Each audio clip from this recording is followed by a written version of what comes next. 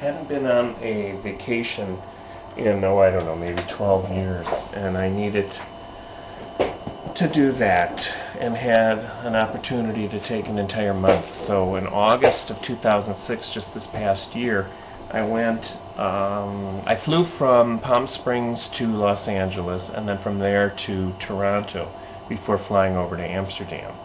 And the travel guide, not that this was entirely prepared by somebody else, I had picked the countries in the order that I wanted to see them before and after a cruise that was part of the trip that I had planned. That was a scheduled, completely put together trip from Budapest to Prague with many stops along the way, including Vienna and Salzburg, and then a couple of road trips off of the boat and then back onto the riverboat again along the Danube, and a couple of days in Budapest and Prague as well.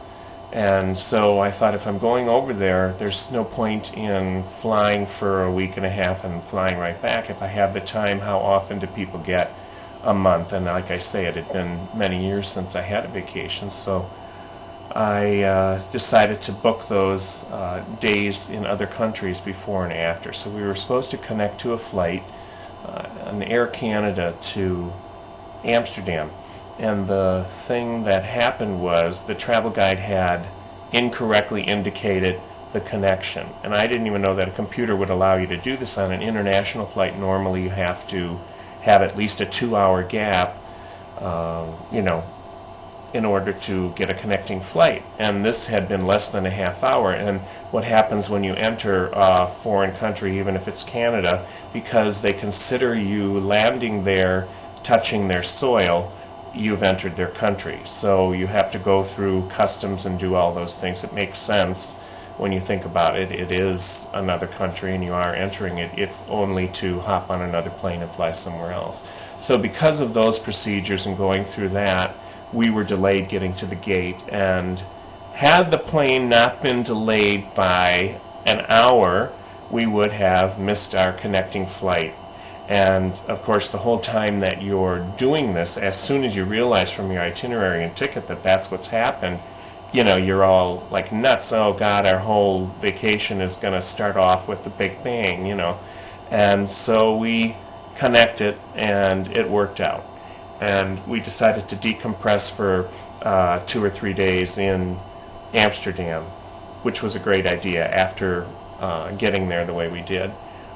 The thing about Amsterdam, aside from having the little machine in your room, in ours anyway, where you put a credit card in order to run the electric, they don't charge the card, they just use it for security and to make sure that all the energy isn't used with you leaving things on when you leave. So everything in the room goes off. There were no little refrigerators or anything that needed to go on, but if you wanted to charge your phone or something, you had to do that while you were while you were in the room, since there was no electric otherwise.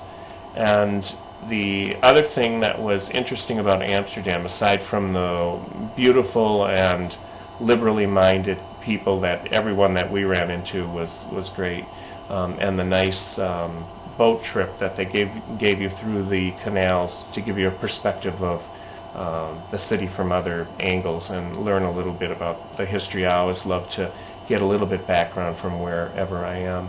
And it was the only foreign travel that I've really done. I did Italy and Greece, many years ago, just for a short while. And I guess if you count Canada and Mexico, that's the extent of my foreign travel, although there was 2 weeks in El Salvador when I was just in college. And that's another story. San Salvador is another story altogether. But anyway, the last thing I wanted to tell you, and then I'll tell you more about these things in other videos that follow through the coming weeks, coming videos, was the red light district, which was really interesting because you'd have this juxtaposition of a church up against ladies of the evening in their little windows with red neon around it, and their curtains that they draw back and forth as they're in and out of business, or when they offer one of the gentlemen to come in for their services.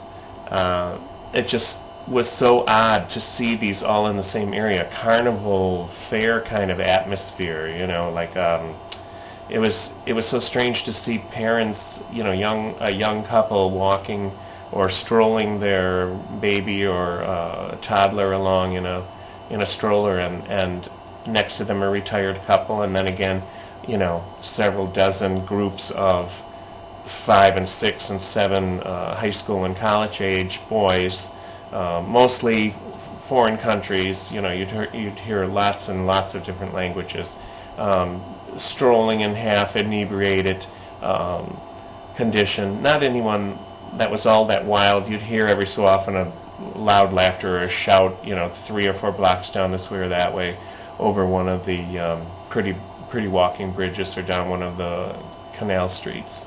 And it was not an exciting. It was just interesting, and I think it's something that I would do again. I don't know that I'd need to walk the red light district again, but I would really enjoy seeing Amsterdam again and spending some time there. If you haven't been, among my travels, and I saw a lot of Europe in August, it's one of my more favorite stops. So if you get a chance, check it out.